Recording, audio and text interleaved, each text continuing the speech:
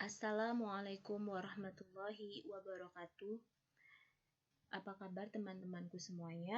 Teman-teman PGMI semester 3 yang berbahagia pada hari ini.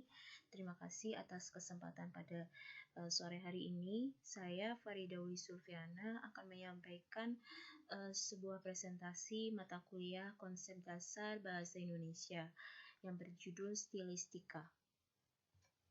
Sebelumnya, kita ketahui dulu apa itu stilistika.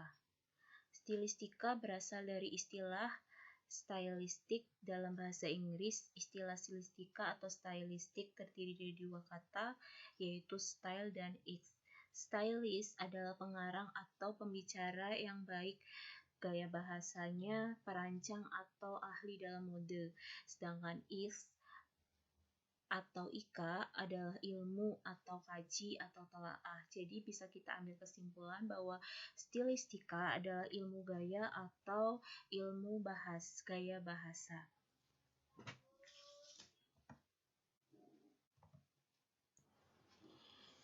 Dalam makalah yang saya buat ada beberapa hal yang akan kita bahas. Yang pertama adalah objek penelitian stilistika. Objek penelitian stilistika terdiri yang pertama adalah peribahasa. Peribahasa adalah kalimat yang mempunyai efek konotatif atau makna kias atau yang tidak sebenarnya yang digunakan dalam bentuk lisan maupun percakapan. Ada 6 jenis peribahasa, yaitu yang pertama adalah bidal bahasa. Bidal bahasa merupakan peribahasa sebagai pemanis percakapan atau kalimat dalam tulisan.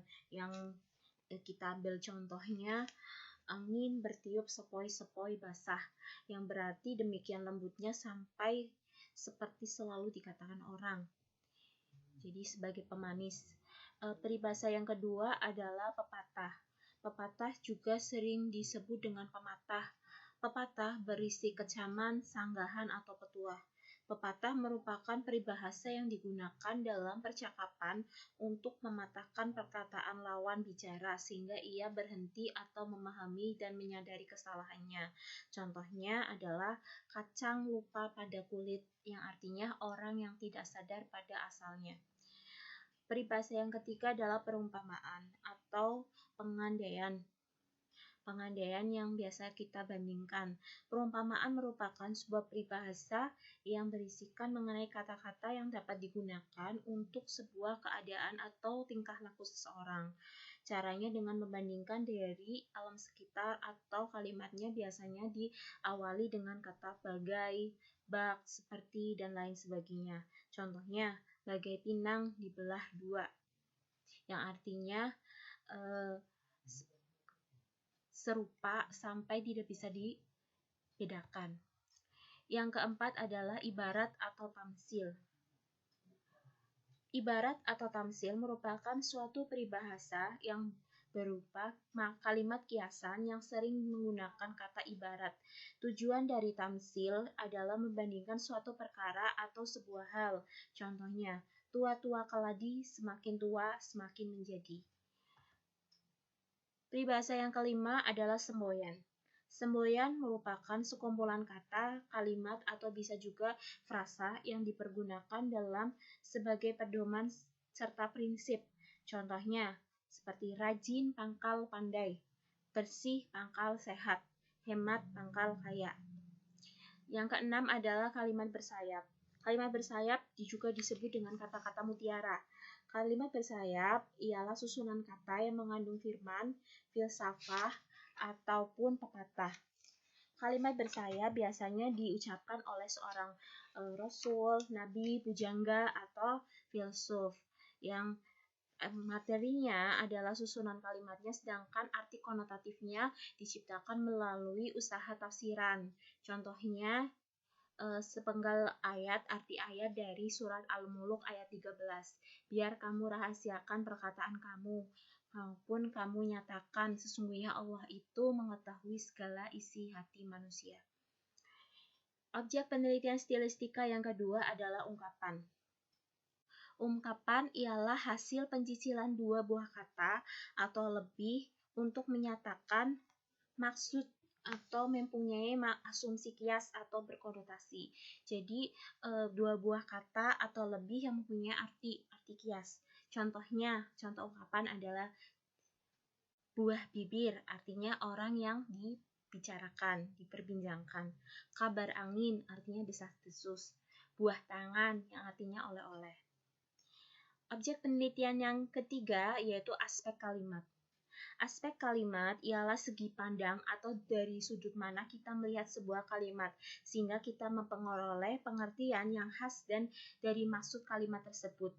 Yang pertama adalah aspek inkoaktif atau sudut pandang mula kerja, yaitu sudut pandang yang terletak pada proses suksesif atau berurutan tetapi tidak merupakan sebab akibat dan kejadian atau peristiwa yang selalu dilalui oleh perbuatan pertamanya. Contohnya, sesudah puas melihat pameran itu, kami pulang. Nah, aspek yang kedua adalah aspek duratif. Namanya saja duratif. Kita artikan sebagai waktu, ya, yang terikat waktu. Aspek duratif terletak pada berlakunya peristiwa, kejadian, atau perbuatan yang terikat oleh waktu. Jadi sifatnya sementara. Contohnya, saya pinjam sebentar saja. Nah, itu termasuk aspek duratif. Yang ketiga adalah aspek resultatif. Resultatif atau hasil, resul. Aspek resultatif dalam kalimat yang mempunyai sebab akibat. Kalimat kedua merupakan perkembangan dari kalimat pertama. Jadi hubungannya saling kait-mengait. Contohnya, karena terlambat 1 menit, saya ketinggalan kereta. Yang keempat adalah aspek progresif. Aspek progresif merupakan sudut urutan maju yang dilihat dari urutan kejadiannya yang sedang kronologis dan sedang berlangsung. Contohnya, kemarin ia kehujanan, sekarang ia sakit. Yang kelima adalah aspek frekuentatif atau sudut pandang kerja kerap tidaknya. Frekuentatif atau frekuensi, kerap atau jarang suatu kejadian atau peristiwa itu timbul atau terjadi. Misalnya, sekali-sekali nampak motor hitam lewat, remang-remang saja bentuknya. Yang keenam adalah aspek hipotesis atau sudut kemungkinan. Hipotesis adalah sesuatu yang dianggap benar, yakni proses kejadian yang telah lampau dan yang akan datang berdasarkan tanggapan hukum-hukum atau bukti-bukti yang berlaku sekarang. Prosesnya mengandung kecendikiawan, tapi sifatnya indeterminatif atau tidak pasti dan tidak terikat oleh waktu. Contohnya, nanti engkau akan disambut dengan meriah. Itu masih kemungkinan, ya. Namanya hipotesis. Aspek yang ketujuh adalah aspek habituatif atau sudut kebiasaan, yaitu merupakan perbuatan atau kelakuan atau peristiwa yang berlaku atau yang terjadi dengan perulangan yang tetap. Dalam kalimat sehari-hari ditandai dengan kata tugas, yaitu setiap, selalu, tiap, biasa, atau yang lainnya. Contohnya, ia selalu ingat padaku. Nah, itu merupakan kebiasaan. Yang kedelapan adalah aspek komparatif atau sudut perbandingan, yaitu contohnya, setelah bersujud untuk kedua kalinya, pemuda kita mengundurkan diri dengan perasaan seakan-akan baru lulus ujian berat, pengandian. Yang ke-8 yaitu aspek realis atau sudut kenyataan. Aspek realis atau bersifat kenyataan. Jadi aspek realis ini meninjau suatu kejadian atau peristiwa ataupun perbuatan dari yang sedang berlangsungnya atau sudah berlangsungnya, sifatnya nyata. Contohnya, ia membaca buku di perpustakaan 3 jam yang lalu. Yang terakhir adalah aspek arealis atau lawan dari realis atau yang belum nyata. Arealis artinya belum nyata atau belum terbukti ataupun belum terjadi. Misalnya, seandainya saja Afif mencintaiku seperti aku mencintainya, aku pasti akan sangat bahagia. Objek penelitian stilistika yang keempat adalah nilai kata. Nilai kata yaitu kata yang menimbulkan pengertian khusus atau bersifat gaya bahasa trofen atau metonomia atau majas yang menggunakan dua kata yang merupakan merek. Misalnya kita biasa menyebutkan mobil, kita sebutnya dengan kijang, padahal itu adalah mobil. Atau air mineral kita biasa sebut dengan kata. Nah, contohnya misalnya dalam nilai rendah bahasa secara umum badan, tapi nilai kata, nilai tinggi dalam bahasa sastra badan bisa kita ubah dengan tubuh atau raga, ya. Ataupun mati dalam bahasa umum adalah mati itu nilainya rendah. Dalam kita ubah dengan nilai yang tinggi dengan bahasa yang sastra bisa ganti dengan gugur atau tutup usia. Yang kelima adalah plastik bahasa. Plastik bahasa adalah kalimat penulis.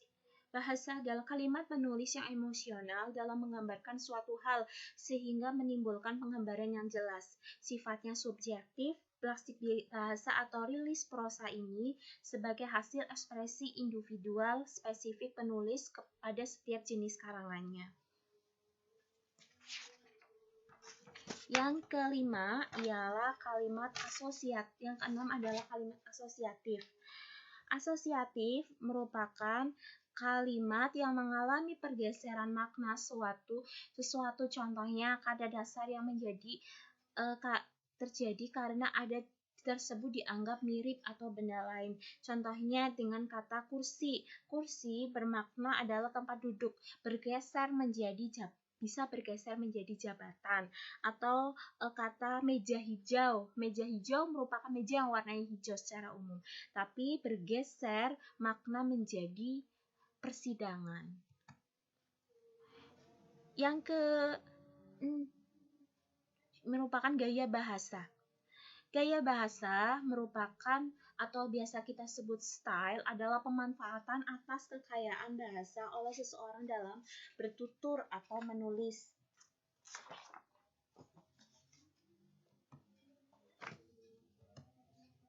Ruang lingkup penelitian stilistika. Ruang lingkup penelitian stilistika itu sebetulnya ada banyak, tapi kita ambil sebenarnya stilistika ruang lingkupnya itu cukup banyak, cukup luas, tapi kita bedakan, kita sempit lagi yang berhubungan dengan sastra, yaitu stilistika sastra lama dan stilistika sastra modern. Sastra lama adalah karya sastra yang menggunakan bahasa daerah, sedangkan karya sastra modern adalah karya-karya yang menggunakan bahasa Indonesia. Nah, di sini karya sastra yang biasanya kita peroleh misalnya puisi, cerpen, drama, novel, ataupun yang lainnya. Sastra lama dan sastra modern. Jenis-jenis gaya bahasa. Yang pertama adalah gaya bahasa perbandingan. Contohnya metafora atau yang itu mengungkapkan perasaan penulis, perbandingan secara langsung. Contohnya, demi menghidupi keluarganya, ia rela membanting tulang, memeras otak dan membanting tulang. Nah, itu metafora. Contoh yang perbandingan yang kedua seperti personifikasi, asosiasi, alegori, simbolik, metonimia, ataupun litotes, sinekdok, eufisme, ataupun hiperbola. Yang terakhir ada parifrasis. Itu merupakan gaya bahasa perbandingan. Yang kedua yaitu gaya bahasa sindiran. Namanya juga sindiran. Contohnya seperti ironi. Gaya bahasa ironi yaitu majas sindiran yang bermaksud menyindir orang secara halus. Misalnya, kota Bandung ini sangat indah dengan sampah-sampahnya. Yaitu sindiran. Contoh yang gaya bahasa lainnya yaitu seperti sinisme dan sarkasme. Gaya bahasa yang ketiga yaitu gaya bahasa penegasan. Bisa kita ambil contoh seperti pleonasme, yaitu keterangan yang sudah jelas ditambahkan tapi sebenarnya tidak diperlukan. Contohnya, dia turun ke bawah, langsung diganti dia turun. Nah, itu penegasan. Ataupun gaya bahasa paralelisme atau menegaskan yang terdapat pada puisi. Seperti contohnya diulang-ulang. Contohnya, kau kertas putih, kau bertinta hitam, kau beratus halaman, kau bersanggul rapi. Mengulang kata kau. Nah, itu penegasan. Yang keempat adalah gaya bahasa pertentangan, atau kita ambil contoh yang pertama adalah gaya bahasa paradoks atau majas. Ini seolah-olah ada yang pertentangan. Misalnya contoh, gajinya besar tapi hidupnya melarat. Nah, itu pertentangan.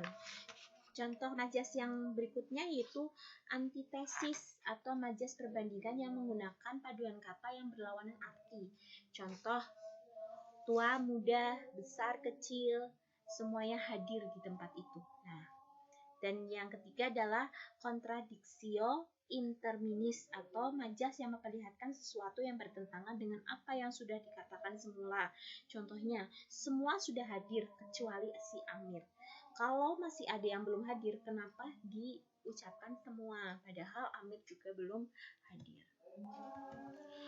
Hubungan antara bahasa dan sastra. Hubungan karya sastra, baik lisan maupun tulisan, persoalan menggunakan bahasa sepenuhnya pengungkapan isi hati, perasaan imajinasi, dan kenyataan dialami oleh pengarang. Oleh karena itu, bahasa dan sastra tidak dapat dipisahkan satu sama lainnya.